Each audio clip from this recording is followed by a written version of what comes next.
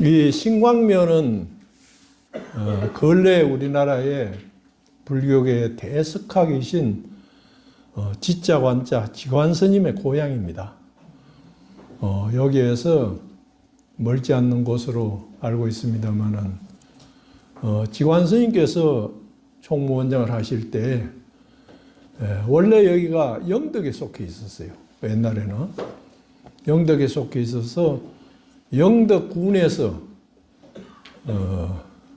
나홍 스님을 현창하기 위해 가지고 행사를 할 때 지관 스님이 몇 분이나 내려오시고 그래서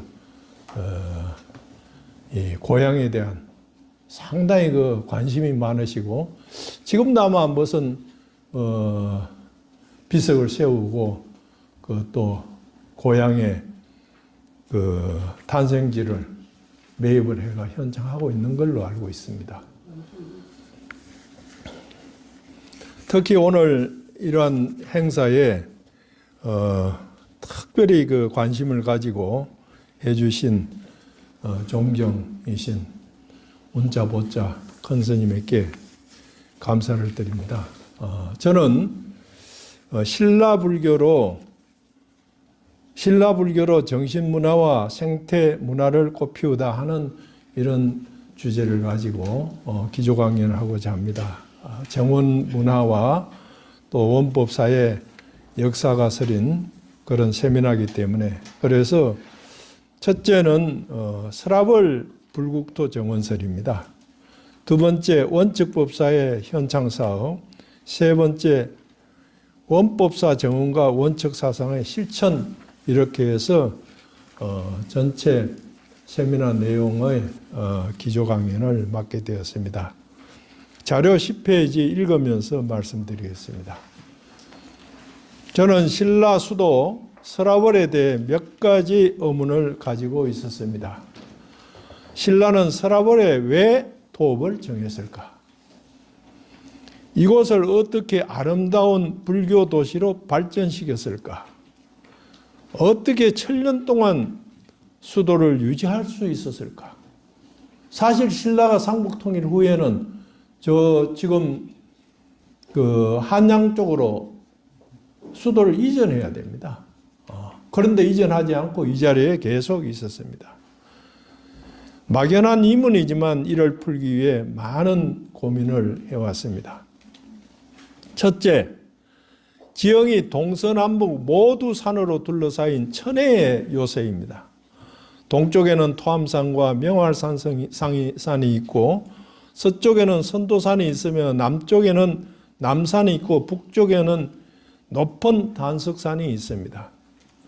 둘째, 경주 최대의 강인 형산강은 도시 가운데로 흘러 북쪽을 지나 포항 앞바다로 연결되어 수로가 발달해서 교통과 해상의 요충지입니다. 시내에는 북천이 흘러 형산강으로 들어갑니다.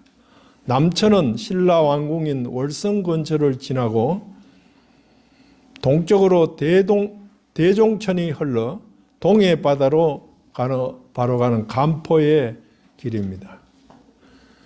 이러한 지역적 천혜의 요새인 요새 안에 풍부한 수자원으로 넓은 평야를 가지므로 경제적으로 부유해질 수 있었다고 봅니다. 그러나 불교가 들어오므로 이를 새롭게 해석하려고 노력해 왔습니다. 동쪽의 토암산에는 불국사와 석굴암을 세우고 서쪽의 선도산에는 신라 건국신화와 관련 있는 선도 성모가 살았다고 하는 전설이 있는 산으로 신성하게 여기고 이 아래에 왕의 묘를 많이 썼습니다. 남산에는 신라 불교의 성지로 가꾸어 수많은 사찰과 탑 불상을 조성하였습니다.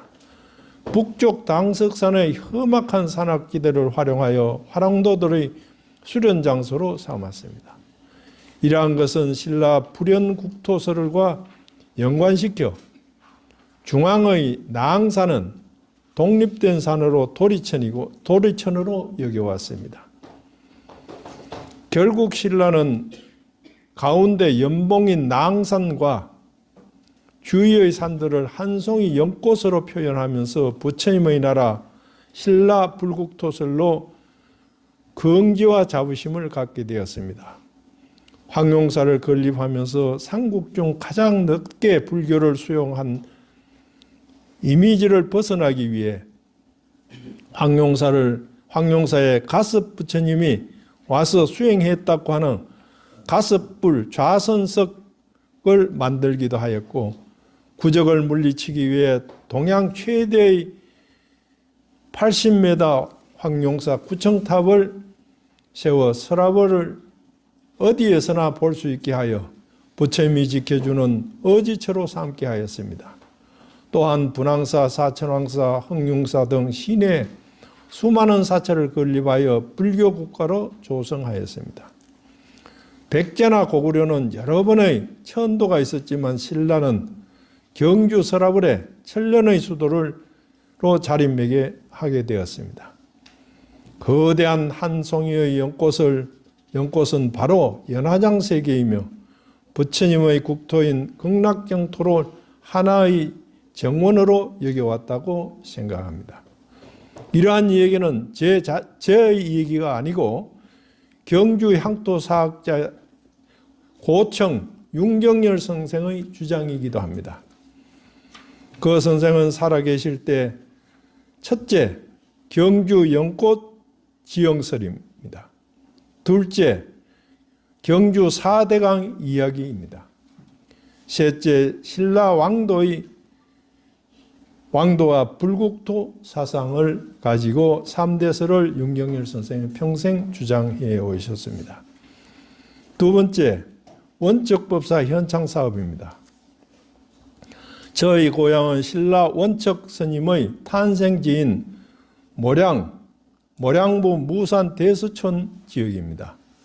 613년에 모량리에서 탄생한 왕손으로 윤년에 출가하여 15세에 당나라 유학을 떠났습니다. 그의 휘인은 문화였으며 뒤에 현장법사의 문화에서 유식학을 공부하여 서명파를 형성하기도 하였습니다.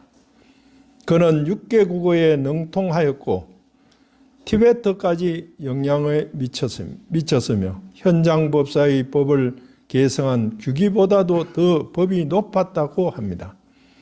척전무어의 지극한 존경으로 인하여 귀국이 허락되지 않아 당나라에서 696년 85세로 입적하였습니다.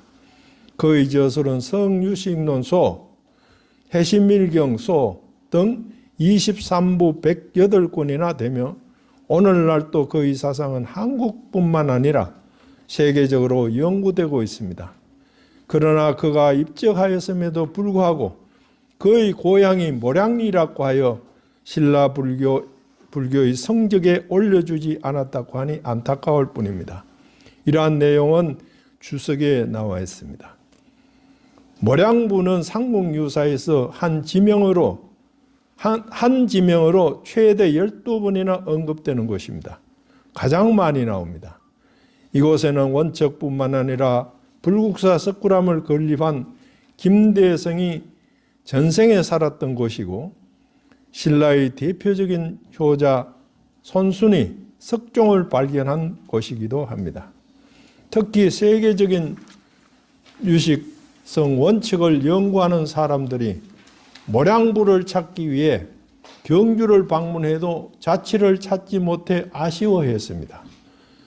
그 이유는 본래 모량부 혹은 모량리의 지명이 조선시대와 일제강점기를 거치면서 한자 표기가 바뀌었기 때문입니다.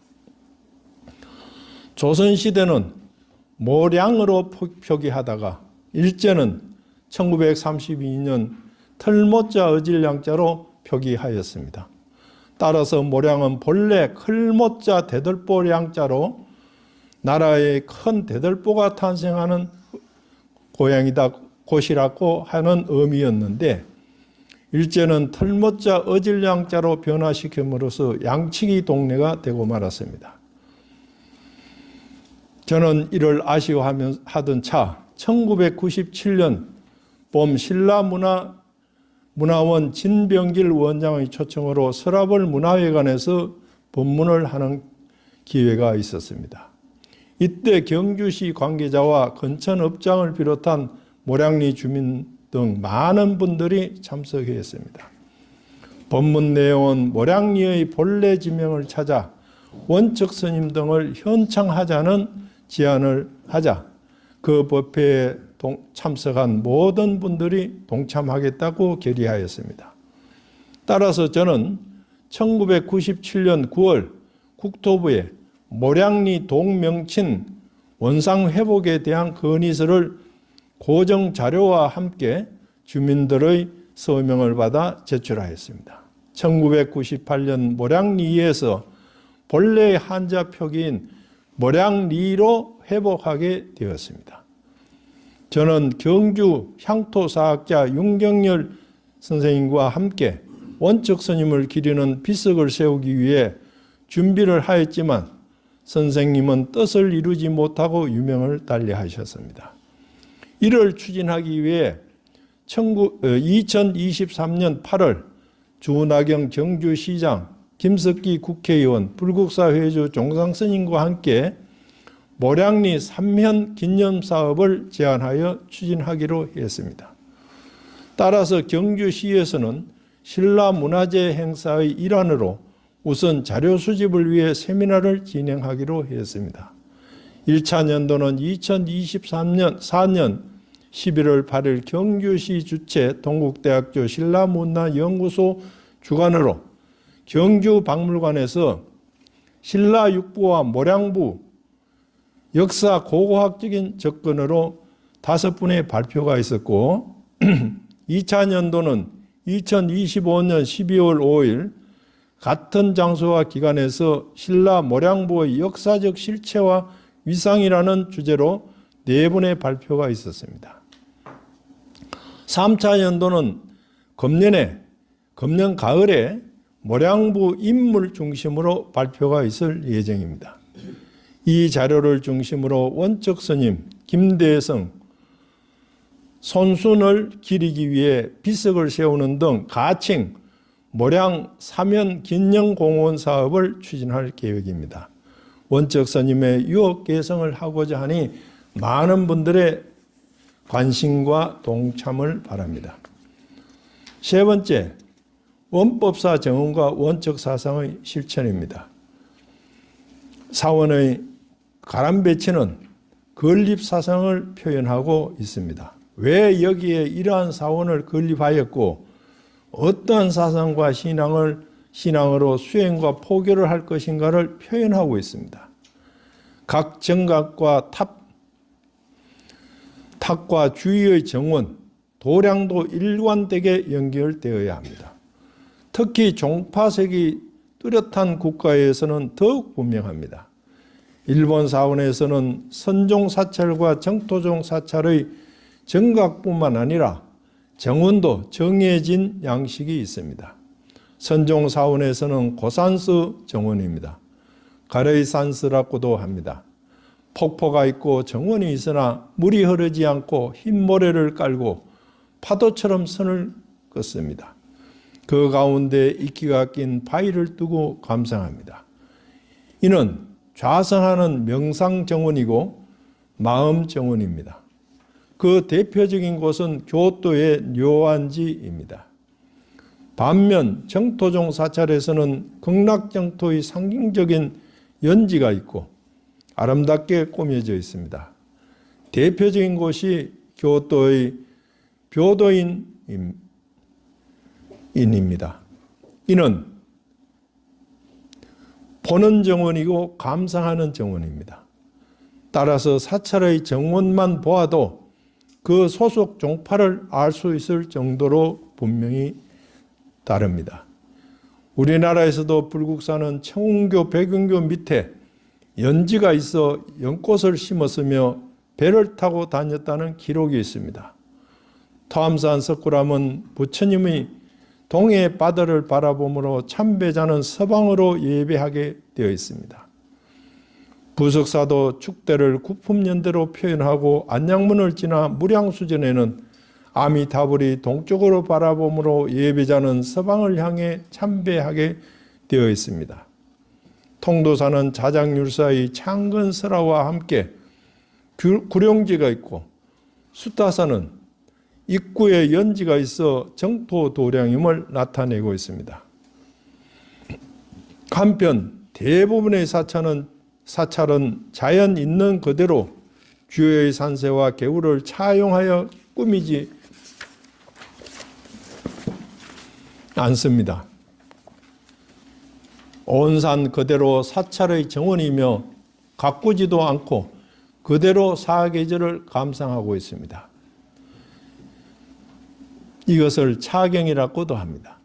또한 경주 동쪽 포항 방위의 중요 산으로는 포항에서 가장 높은 비악산이 북동쪽에 위치하며 포항 시민들이 자주 찾는 운제산이 등이 있습니다. 2025년 6월에 포항 북구 신광면 호리에 위치한 원법사는 비악산과 용련지 인근에 자리한 사찰형 민간 정원으로 지정받은 것으로 알고 있습니다.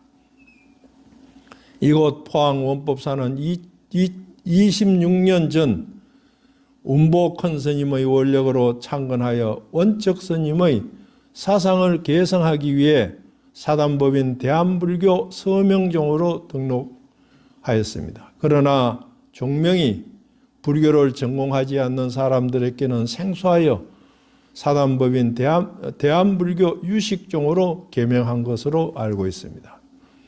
지금까지 유식종 원법사가 발전하기까지 종정이신 운보 큰 스님의 수행력과 법력, 주지 해온 스님의 원력이 하나가 되어 유식사상을 현대에 맞게 실천하는 도량이 되었습니다.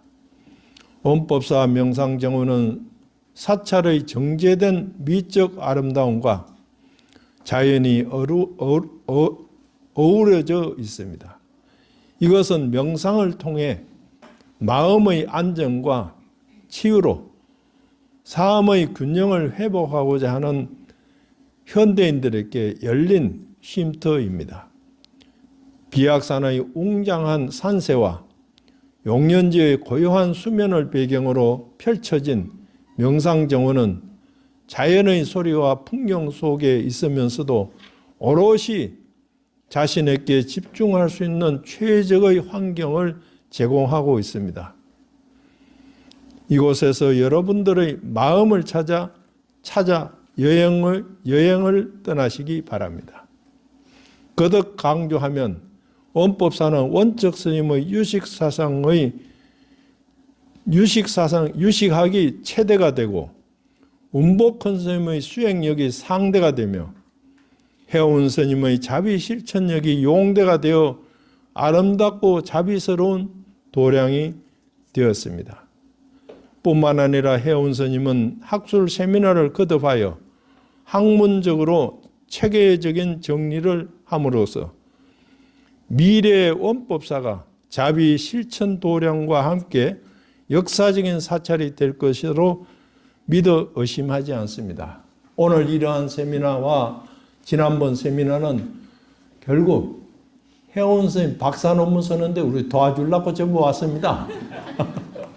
앞으로 이 논문이 모이고 좀 더 보완하고 하면은 유식학을 최대로 삼고 운보 큰 스님의 원력을 상대로 삼고 해운 스님의 실천력을 용대로 삼는다면은 3대 어우러진 정말 멋진 논문이 저는 되리라고 생각합니다. 기대합니다. 감사합니다.